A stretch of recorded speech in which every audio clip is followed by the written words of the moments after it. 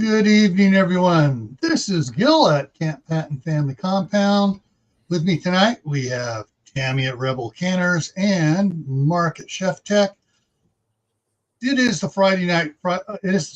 this Monday night fireside chat. Boy, I'm getting tongue-tied here with the grandkids all over me all the time. And tonight's topic is honey and food preservation. And here we are. Yay! I'm like Winnie the Pooh. I like to preserve honey in my belly. Well, I have a honey addiction from the time I was a little kid. All my brothers and sisters ate peanut butter and jam sandwiches. I couldn't eat peanut butter. I got just a slight rash. I mean, I could eat it, but I get a little slight, rash occasionally, a little spot here, a little spot there. Nothing serious. No, none of that crap. Mix a little honey in it. Nothing. The enzymes in the honey took care of whatever was irritating me. Yep. So cool. Yeah, I'll take a big old coffee mug. Ow. Get my arm up here, and I will pour the honey in and cut it off. Then I'll get a big old spoonful of peanut butter, mix it in there, and stir it till it's nice and creamy and shiny. And then I'll just dip some out and put it on a slice of bread. Make a sandwich. Here you go, Oliver. All right, here you go, Danny. I got one. Not anymore. Can I have another one?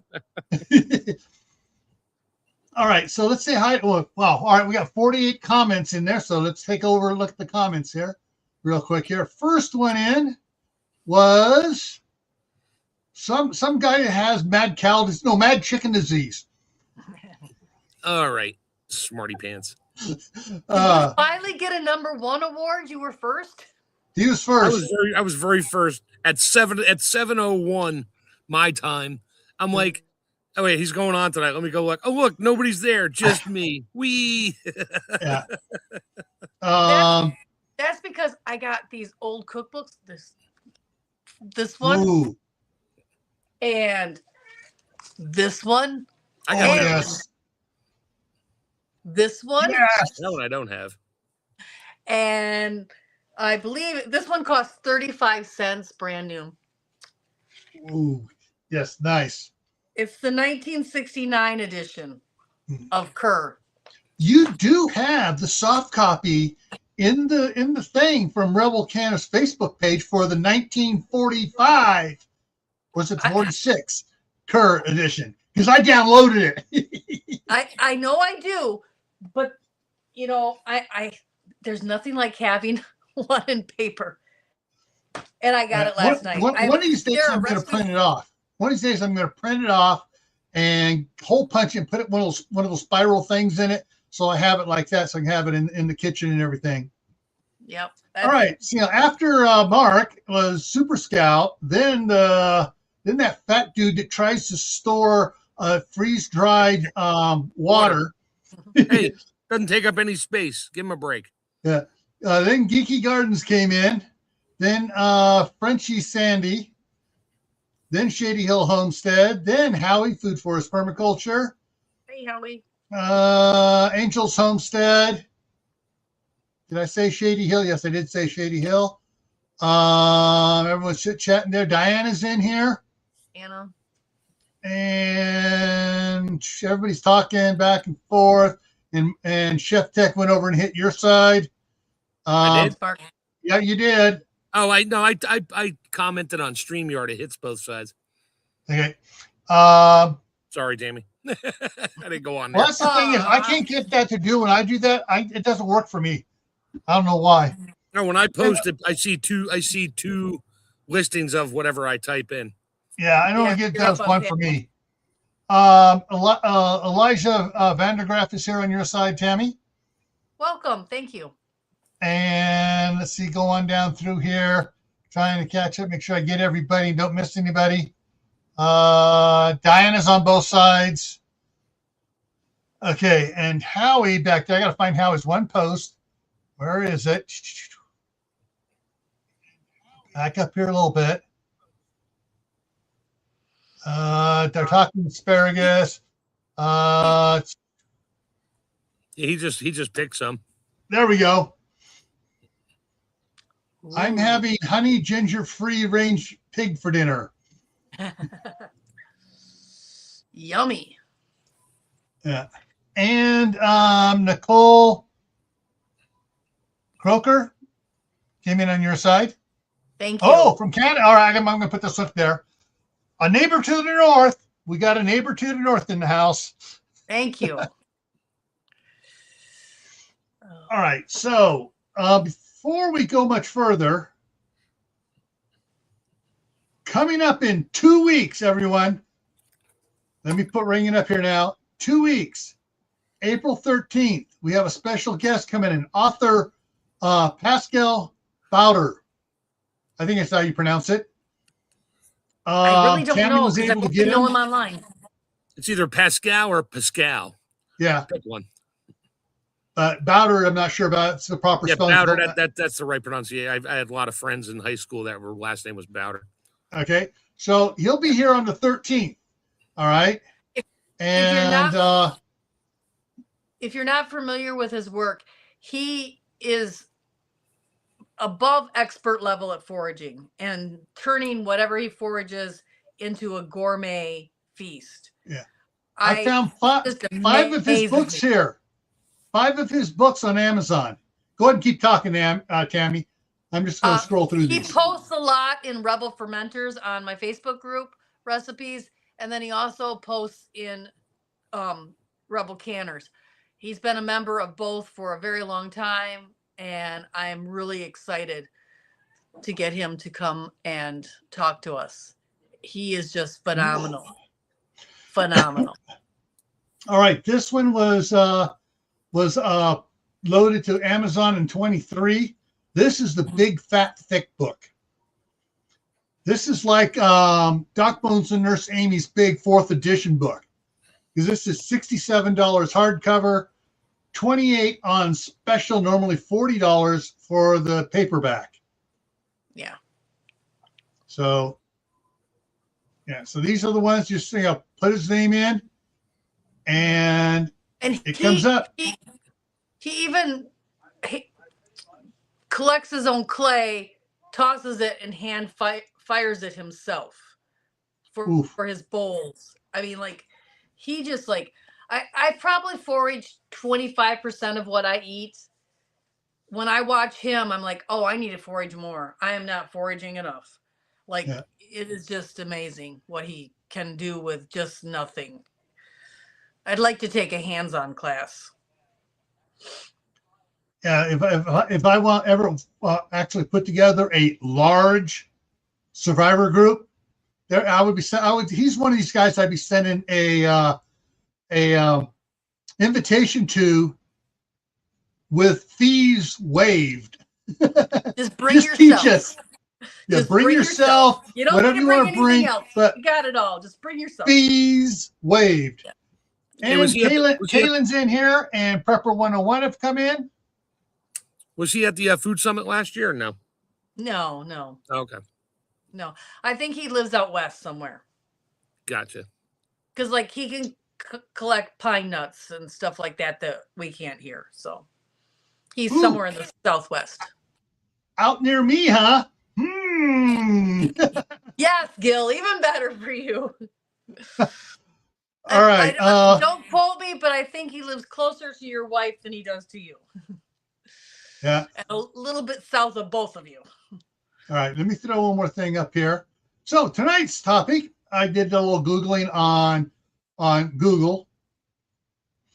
I'm not going to talk about other stuff I found out for tonight. I Googled, and so I Googled honey in food preservation.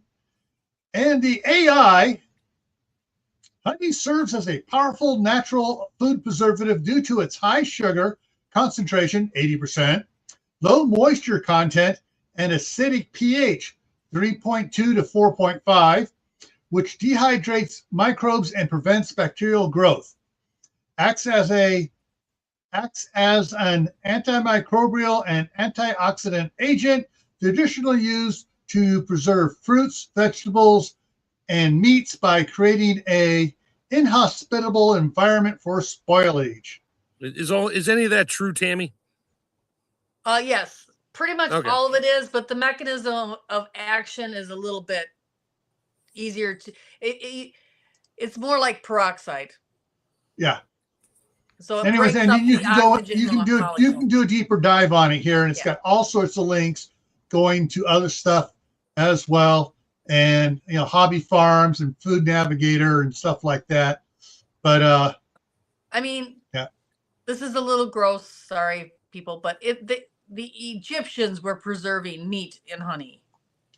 Oh yeah, hey, the Vikings were not only preserving Vikings. meat in honey, Yes. the Vikings were making honey booze known as mead.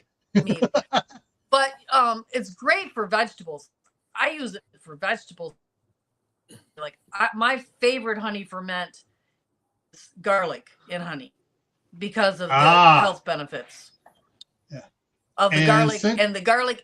I mean, I can't eat raw garlic like it has too much of a bite, but if I ferment it in honey, then I can take it and I absolutely love it. I like throw it on my salad. Hang on, let me get this back up here on this again. Hang on here. There we go. It's a big honey. Yummy, yummy, yummy. There you go. Yep. Fermented garlic honey. That is my number one. I always have a thing of garlic and honey going. I also like to keep lemon and honey because I use that in my tea or for sore throats and things. So I always have lemon and honey, garlic and honey, and I always have blueberries and honey because the blueberries are just really good that way. They're even better than frozen now. Guess what the number one thing that came up when I did honey and food preservation? Garlic.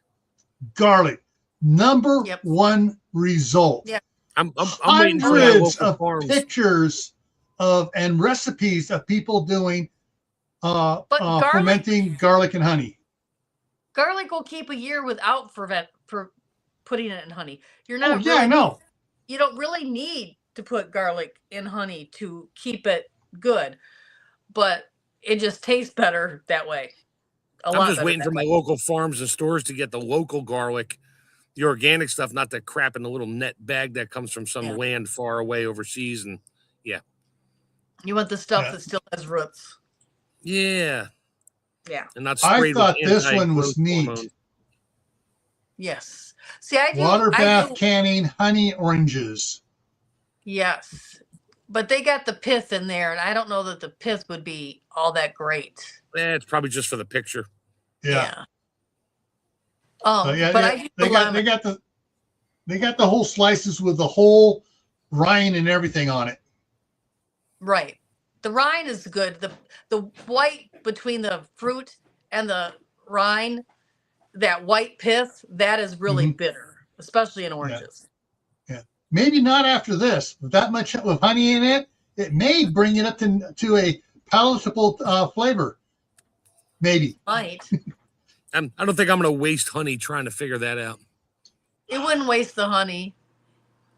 No, it would flavor it, right? Yeah. So then I started getting into all the things on peaches, apricots, pears, and all that stuff. Yeah. If I added honey to something and canned it, does the heat kill the good stuff in the honey? 100% of the time. Okay. Yeah. And all it takes is bringing it up to a boil. It actually doesn't even have to get all the way to a boil to kill the stuff, the health benefits in the honey. But you don't have the detriment of sugars, of regular sugar. Right. So, I mean, it makes is a much better sweetener for you than chemically processed sugars. How much honey would I put? Like if I was canning, I don't know, peaches. And, peeling them and all that and segmenting them, just cutting them in chunks, put them in a jar. Would I just top it off with honey? Or would I just add some honey to water or like lightly sweetened? Make a simple syrup, just like you do with sugar. Use water and honey and cook it together to make a simple syrup. You know, a heavy, a light, or a medium, depending on how you like it. And yeah. Hey, our other Canadian has joined us. Hello, CR. Unfortunately, we also had Howie, who was a Canadian. Oh, that's right. Howie's up there too. We got 3 of them. I forgot. Sorry, Howie. Yeah, don't leave Howie out. No. I'll have to hear about that now. So what if you're diabetic and can't use honey? Yes, unfortunately, there are some people that can't even use honey. Yeah. But I have a lot of low sugar. I've been experimenting with a lot of low sugar jams and jelly recipes. Honey is still better than sugar. It's just not good for you as a diabetic. And I have also used stevia as a sweetener. So if you wanted to use stevia, I use the baking stevia and use that. And it's pure stevia. I don't have any other artificial chemicals in there with it. I use the pure baking stevia, and that's the one I use for no sugar recipes. And I've had really good results with that. yeah. Sarah Boss just came in on your side there, Tammy. Hey, Sarah. I haven't seen you in a while. Thank you. Yeah. Let's see, there was some other, okay. And Geeky Gardens is getting ready to head up to his mother's up near Twin Falls. Says her garlic bed is looking good. Excellent. Oh, good. Good. I just got a new garden bed today and put it together, and it's 1 foot tall, 4 foot long, and 2 foot wide. Another raised metal bed. I'm so excited. Cool. I don't know if that's going to be we were talking about either going to be herbs or garlic. I don't know. Actually, or both. Let me go down one more. And for those that just came in, missed the announcement at the beginning, let me throw this back up again. In 2 weeks, we have a special guest coming on. Author Pascal Balder has 5 books that I was able to find on Amazon on fermenting and foraging and brewing. You know, an excellent person. According, Tammy and I were talking, we're messaging back and forth, and she said he makes Yule Gibbons look like an amateur. Yeah. Of course, what's so funny about that was I remember I was in my senior year when Yule Gibbons passed away. So I was in high school when he passed away. So he's my hero, or one of them, for foraging. So he's like the gold standard. He's like probably the most famous forager. So, you know, I am not quite at Yule Gibbons level, although I've read all his books and tried to try all his recipes. I don't like eat that much of my diet as forage food, but the recipes that Pascal have are way better than Yule Gibbons. Way better. Yeah. All right. So what I did, I want to show something here. So I Googled food preservation. Honey and food preservation. Boom. Across the top, subcategories: fermented garlic honey, fermented honey, preserved meat, natural preservatives, preservation methods, fermented fruit, and it's probably more. Just on it, but yeah, I'm looking at all the different things, and I have seen several people posting on shorts, YouTube shorts, and Facebook Reels about using honey on big cuts of meat. And they got, all sorts of things, food you can store. Unfortunately, this one here off of Facebook is so friggin' out of focus. Whoever posted it put one that's like, 100 pixels, and that's it. No, they do it on purpose. You go to their Facebook page, join, and yeah, that's it. Yeah. But yeah, they got all the different things you can do with doing honey and stuff. And they talk, they got like this one here is meat storage and honey from across the Atlantic Ocean. But yeah, everything you can think of. Oh, you eat! Look, there's us in the middle.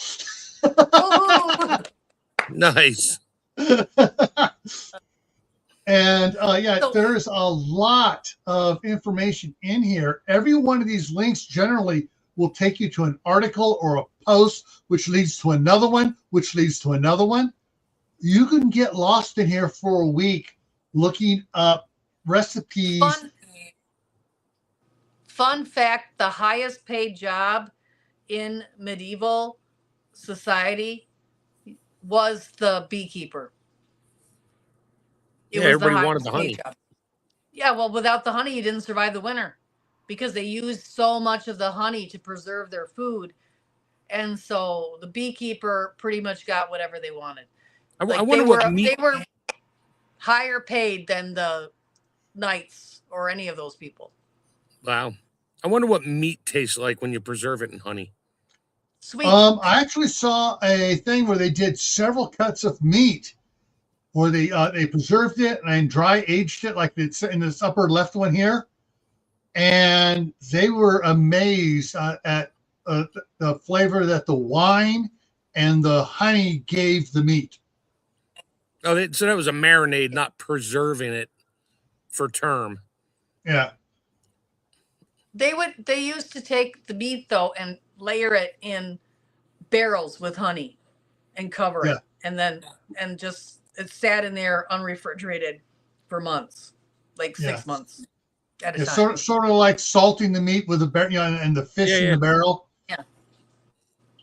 But yeah. So this is, I clicked on the tab for preserved meat, and oh yeah, there it is. That's the one there. That I recognize him. Look at that. Honey cured steaks. Oh yeah. I'll have to look that one up. Yeah. But like I said, there's a lot of different ones in here. Talking about a honey dry aged steak and other ones too. But yeah, so you go in here and you can look around and find stuff. The only interesting thing is, let me pop down out of that. The most common thing I've ever seen honey used on meat is ham, honey roasted ham, or honey roasted. Yeah. So it's like, well, what do you think they were preserving in medieval society? Because the cows they did not slaughter; those were used for. Yeah. Okay, bread just came in on your side there, Tammy. Hello. And they weren't doing that, but it's great for vegetables, and fruits. Ooh. A lot of mushrooms? fruits. You could. I don't know that you'd want to, but you could. They're gonna get nasty, soggy. And well, I don't know yeah, that happens to a mushroom when you cook it. Yeah, I don't know. I don't know about that. That's a fungus. That's a whole nother. Yeah. But fruit, they would do the same thing. They would layer fruit in honey and different fruits, and then have it in the winter. Oh, guess what the number 2 thing fermented in honey was? Onions. That was number 3. Onions was number 3. Number 2, elderberries. That would make sense because that is probably one of the most potent things you could do to boost yourself. Yeah. And I try not to get us a strike for, promoting natural health and medicine. Diana says we had sugar cured ham as well as salt and pepper cured ham. Yep.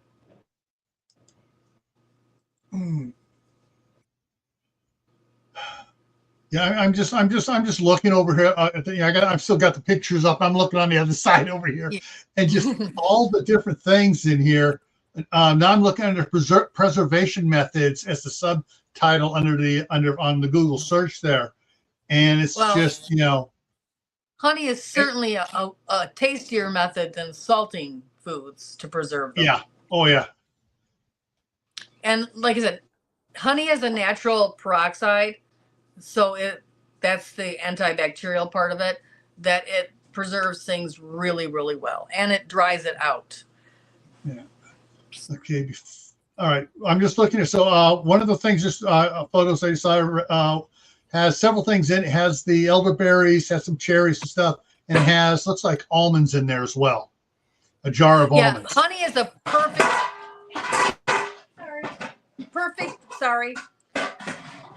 perfect way to preserve nuts because it's the oxidation that destroys and makes the nuts go rancid. So if you store nuts, cracked nuts in honey, it keeps them from going rancid. Yeah. I'm trying to find the one here for Mark. I'm gonna be cruising the honey beef pages all night long now. Yeah, there is some stuff. Let me go back here and see if I can find the. Oh, I already found it. The one pulling that tomahawk steak out of a. Yeah, I'm like, yeah, that's probably the first short I'm gonna be watching. But I was looking for the jars here of the onions. Garlic. Come on, where's the onions? Just punch in honey, whatever onions. Yeah, I'm gonna have to put onions up there just to add to it here. Oh yeah, here we go. You really thin and layer them in the jar. Yeah, they're so good. Onions and honey and wine. Honey pickled onions. Canned onions with honey and wine. Fermented honey with, come on, yeah, it's not going to give me the whole thing on it. That's Homestead honey. But yeah, I mean, there are a bunch of them. Honey fermented red onions. More red onions. Yeah. Yeah. So yeah, there just is. Plain honey and just about every one of these, if you click on it, it's going to give you a recipe. Yes. Just plain the onions in the honey, just plain is great when you have a cough. Yeah. Oh, Amish cough syrup recipe with honey and onion. So that's redbudhaven.com. So that's going to give you the recipe. Or you could do my video that I've done on my channel for that same exact thing. It's literally just thinly sliced onions in a pint of honey. Cool. I missed that one. I'm going to have to go do more going back and reviewing stuff. It's like 3 or 4 years old. Yeah. So honey onion syrup. Yeah. Pickled onions with honey. Yeah. So yeah, there's a lot of it's like I'm looking at stuff. It's like I'm getting brain overload. It's like, dang. My grandmother and great grandmother never said any of the stuff of onions, and I know being raised on the farm, they had to do it on the farm. Well, see, I was raised with it, but my grandfather was a beekeeper, so he had like 40 by 40 house, 1-room house, where he kept his beehives in, and it was just full of hives. Yes. The house was put on our farm, sat on blocks, and the windows were open in the summer, and the bees went in and out. And in the winter, the house was shut up, and it was a 1-room house just for the bees. That was his bee, and all his beekeeping equipment was in there. And he had more hives that would go out into the apple orchard at different times of the year, and yeah. Yeah. And my uncle was terrified of the bees. He was a son-in-law. He was a son-in-law, and he always wore dark clothes. He always wore dark khaki green, dark green clothes. And if you know anything about bees, they will go after anybody in dark clothes because the bees' mortal enemies are bears and raccoons. Well, what color are they? They're dark color. Yeah. So if you want to hang out with the bees, you need to wear white or flower colors, pinks, yellows, beige, light colors. So I thought you just take some borage and rub it on your arms and stuff. The bees go in there, and they get all metal and just kind of lay on your arm, going, "Ooh, wow, man!" I'm a chef. I should be good. Catnip. I'm a raccoon wearing whites. I should be good, sort of. Yeah. I wonder what cowboy candy made with honey instead of sugar would be like. Really good. I've done that. Have you really? Okay, I hate you.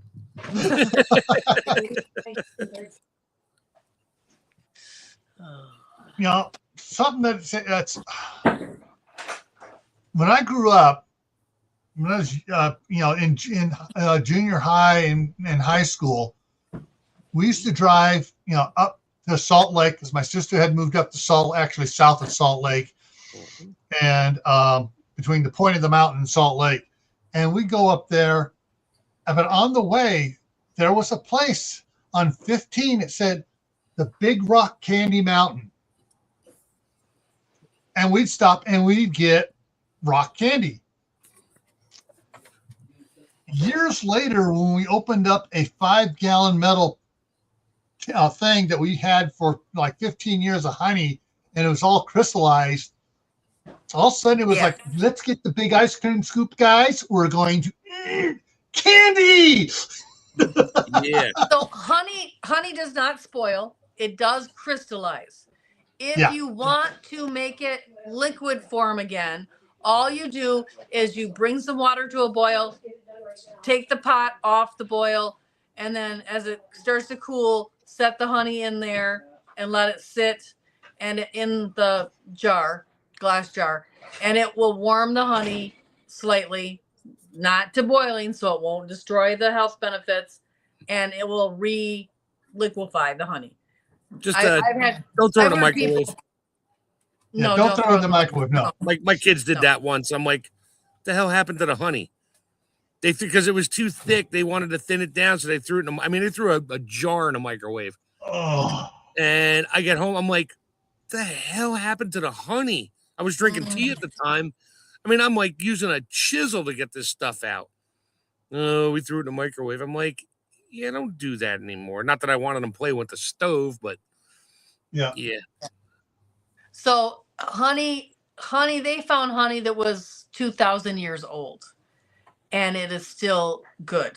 It will turn very, very black and dark in color, and it will get almost like a candy bar, but it is still good. Do not throw away out honey.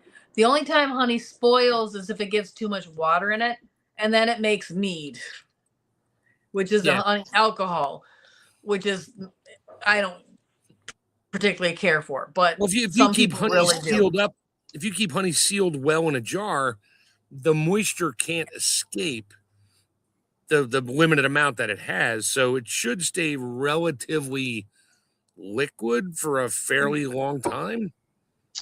The oldest honey ever found is approximately 5,500 years old, discovered in 2003 near Tbilisi, Georgia, in a noble woman's tomb, dating back to 3,500 BC. All right, what were you saying, Tammy? Honey also changes with temperature. So if you freeze your honey accidentally or you get it super hot, it's gonna change texture too.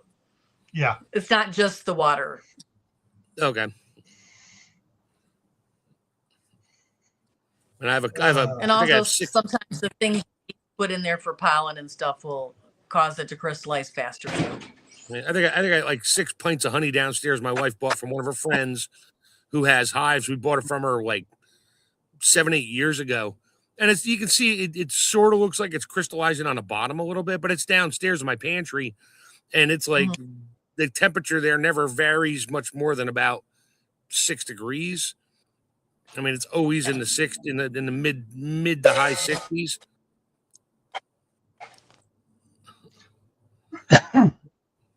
Oh, wow. The previous record for honey was 3,000-year-old honey found in Tutankhamun's Egyptian tomb. Yeah, that And was it what was- we were thinking about. Yeah, it was noted as still being edible. The one in Georgia, some researchers said it was too old to eat. In its preserved state, it shows its longevity due to low water, blah, blah, blah. There were 3 types of honey buried with this noble woman: linden, berry, and meadow honey. Whatever those are. I would like the linden. Linden's really Yeah. good.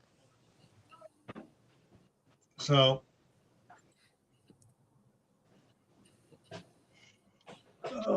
question. Yeah. How long do you keep How long garlic can you then? keep garlic fermented in honey? 3 years or longer. I mean, I've Probably found a tastes jar. better I and made better it- every year. Yeah, it gets really dark too. The garlic does over long periods of time. I like to eat it about 6 months out.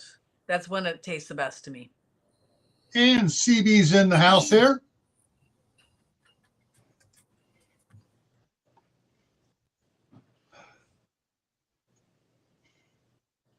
I'm trying to remember. Okay, so we just have 3.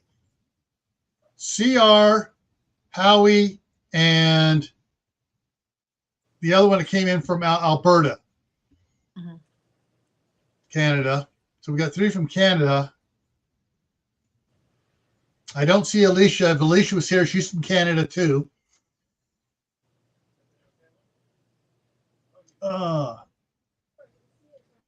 So, folks, I hope we gave you lots of resources to go looking at. I wonder if I can freeze dry meat after it's been cured in honey. Huh. Well, it's already low in moisture, so it wouldn't be that much more to go. Well, honey tends to bubble up like cotton candy when you throw it in the freeze dryer. So Yeah, fun fact, you can freeze dry honey and then powder it, make honey powder, Yeah. oh yeah. which is very expensive. Yes, it is. But Hmm. it's great for a lot of shoot. recipes. See if I can find it. Let me see if I can find that. Oh, man. Got to find something for you. Just thought of it. I'm not sure if I can find it. I'm going to try here real quick. What are we freeze drying now? No. I want to search Facebook, COXHONEY.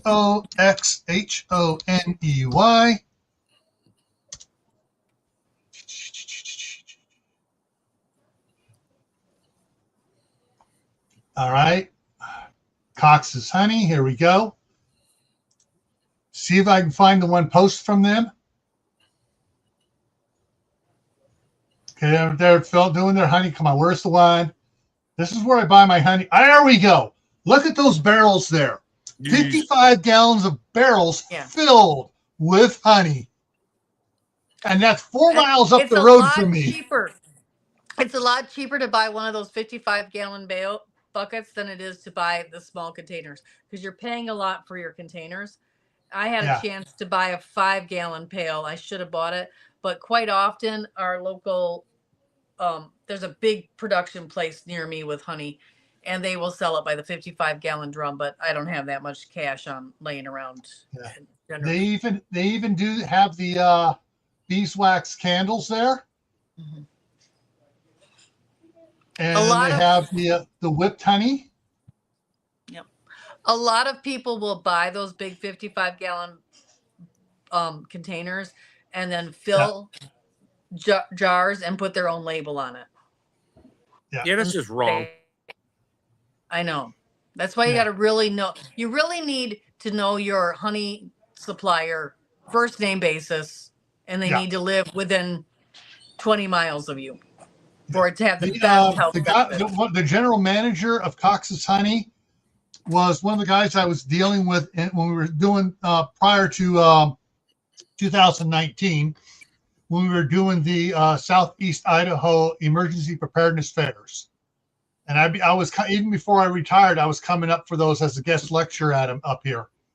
And yeah, I've watched them grow from their little log cabin on the south side of Shelley to their big warehouse now on the north side of Shelley, next to the Mercantile Distillery. Yeah, but where do they get there? If they're buying in 55-gallon drums, where are they buying it from? They're not buying it. They're harvesting it. They From got their own hives? Yeah, they got thousands of hives around here. And then they also have local beekeepers. They harvest, they buy from the local beekeepers too. So they got their own, they got trucks and they got friggin' warehouse that is huge, full of hives during the wintertime to heat and protect them. And they take them out to the alfalfa fields and the potato fields and stuff like that. Yeah. Hang on. Can't use honey since. Can use it for bartering. Yep. Yes. Yep. They have Bee City there. Okay. Yeah. But yeah, when I go up there, when I buy the honey up there, I get the 5 pound bottles, a dozen in a case at a time. So every couple of years, I'll get a case of honey. And of course, then the grandkids love the honey. They love doing Rice Krispies cereal and have me drizzle some honey on it, pour the milk on it, and they're in there and that's gone. Good for them. Yeah. Yeah. There's I was hoping to find the one picture where they had the barrel open and you could see. Oh, okay. Well, here's some of their people. 1, 2, 3, 4, 5, 6, 7, 8, 9 of their field workers. But yeah, check around your local area. Find a local, a honey manufacturer, and buy your honey local. Yeah, friend of mine started beekeeping 2 years ago, and he gave me a pint last year. Yeah, and last year he gave me a pint. I have 4 hives, but I don't harvest honey off of them if I can help it, because it's really hard to keep them alive here in the winter, and I really want them to fall in my garden. Probably in the mid-spring time, you could probably take one tray out and they'd be fine. She got noises going on in the background there.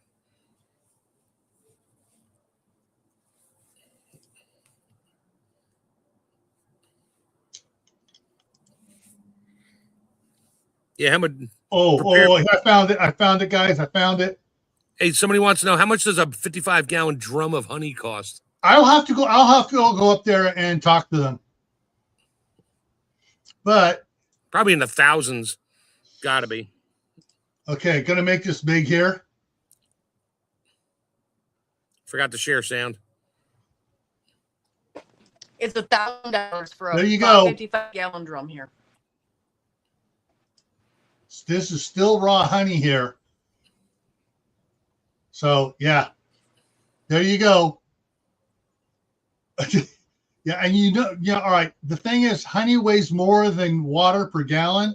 Oh yeah. So hang on, let me check something here real quick here. Denser. I'm gonna research this here. Probably weighs like 750 pounds a barrel. Honey weighs per gallon 12 pounds, 50%, almost 50% more than water. So where's my calculator? There's my calculator. Get it open here. So 55 times 12 is 660 gallons. 660 pounds for that 55-gallon barrel. You ain't picking that up and throwing it on your shoulder. Hi. Yeah. Turn your head and cough. Oh man. Another reason I've never brought one. Yeah. So one cup of honey weighs 3/4 pound. Jeez. Yeah. 1 pint weighs 1.5 pounds. A gallon, yeah, a gallon weighs 12 pounds. Yeah, so yeah. Yeah. And I hear Branson's coming in. I heard them. Oh yeah, they got a bunch of forklifts in their back thing there. They got forklifts with power adjusting on it, so they grab stacks of hives to load them up, to grab the barrels. They even have a clamp thing on there that they bring it together, and it'll clamp the barrel, and it'll set it down and on a cart, wheel it around and stuff. Yes, Oliver. They heard you talking about honey. You want a hug? Okay. Can you wave to everybody? Hi.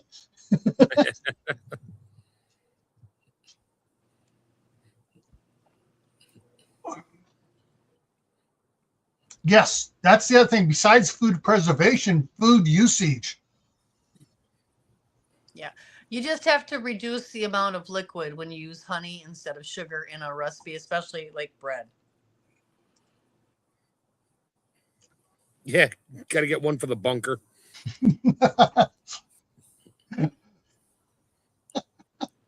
Oh, Mark. What? Your buddy who was having a hard time saying the tough part about having preps is bending over to pick him up. Yes. Yeah. I bought a 55-gallon drum of honey as the entire thing collapses through the Earth's crust into the core and molten lava comes out. Yes. Oh, I got the barrel in the house. Walks over, puts his hand on the barrel, and they both go through the floor. Yeah. And yeah. Collapse into the earth.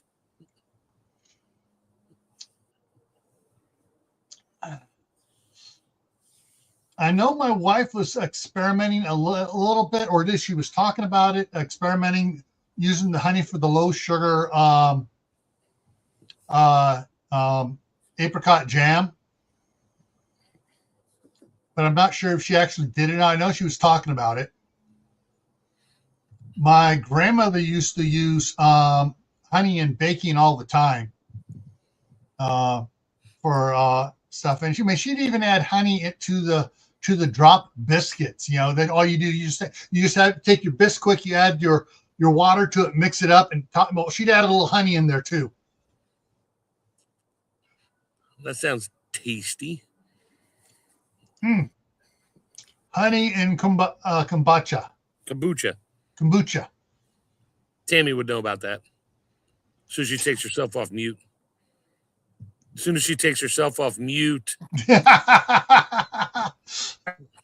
I was looking for a honey syrup recipe because I figured it'd be in this book. Really good. Honey kombucha. Yeah, I did that for a little while. My starter died. I got to get a new mother. You need a new mother. New SCOBY. It's a SCOBY. That's mother it, of SCOBY, vinegar yeah. SCOBY. That's right, SCOBY. Yeah. I'll probably get one in May. That's where I got My daughter years ago was making her own kombucha, and it was in a wide mouth quart jar. It wound up in one of my cabinets all the way in the back, and I found it like 4 years later. I called her on the phone. No, it had 6 mothers in it. Oh They yeah, were like it's called jellyfish stacked up. Yeah, it does, because they call that a SCOBY hotel. But you're supposed to feed it. You're not supposed to like starve it. I said, "You want it?" She's like, "I don't have room for it." She already had like 10 more going. I'm like, "Okay." All right, we got a question from Tammy's side here. Has anybody made dandelion honey? Yes. Oh yes. That's dandelion jelly. I know in the springtime, which I'm kind of surprised I haven't seen the dandelion. As warm as it's been, I expected the dandelions to be all up and flowering. I have seen a couple bees around. No, my neighbor's got them here. But the ground isn't warm enough yet. But yeah, it's just, because usually we get the dandelions growing in my lawn. But yeah, I have seen a couple bees out because the air temperature's up. Yep. But I haven't seen any. A hive near me because I get every morning there's like 1 or 2 little honeybees, and they always land on the table here. And most of the time, if they're not too skittish, I'll put my hand out there, walk up on my hand, I'll talk to them, say good morning, hold them up in the sun, let them warm up a little bit. They fly off. So, which is probably why they keep coming back to see me, because I warm them up in the morning. They're hoping you drop some sugar on the table. Yeah, I never thought about that. The next time I see them out here, I'll go in the house and make a little bit of sugar water and put it down. Of course, then I'll have a swarm of them out here, along with yellow jackets. Don't put that much down. Little lemongrass oil on the sugar, and they would. That's honeybee catnip. Oh wow, okay. Yeah. I saw a fly outside this month. It's probably frozen, but I've seen about 4 big flies that have made it in the house when the grandsons leave the back door open over the last month and a half. So yeah. All right. So just a reminder for everyone. Let me get this back up here. Coming up in 2 weeks on Monday the 13th, we have a special guest coming on, author Pascal Bowder. I just found 5 of his books on Amazon on foraging and fermenting. So he'll be in here in 2 weeks. And coming up here tomorrow night on my Gray Man Prepping channel, the topic is for Tactical Tuesday is riots. What are your plans? Thursday night is the Midnight Ride. Friday back here on Camp Patton is how civil unrest impacts rural areas.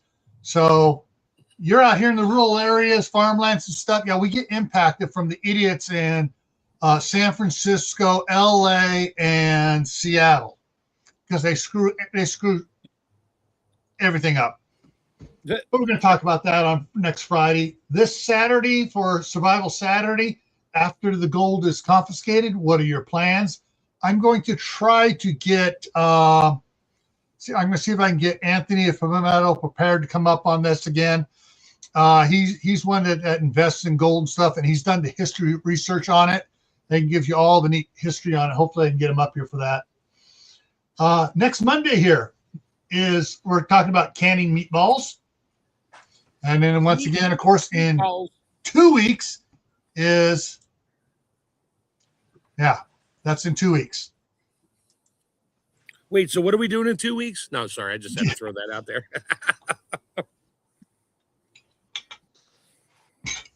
All righty, folks. So I hope everybody got some good points, got some directions to go looking for information, because there is a lot of information out there on it. A lot of things you can do with honey. They've been using honey for over 5,000 years. So yeah, there's going to be a lot of recipes out there. 5,003, because that was from 2023. Yeah. Yeah, they pinpointed that one right to the date. That was actually 5,500 years ago, but yeah. So anyways, with that, everyone, we're going to head on out of here, and we will hopefully see you around on one of the live streams coming up. All right, everyone, take care. Night. Bye.